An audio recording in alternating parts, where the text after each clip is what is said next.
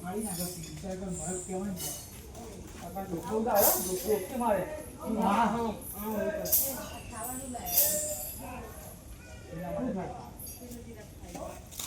એટલે આવ્યો છે જોર ને બોલ કરી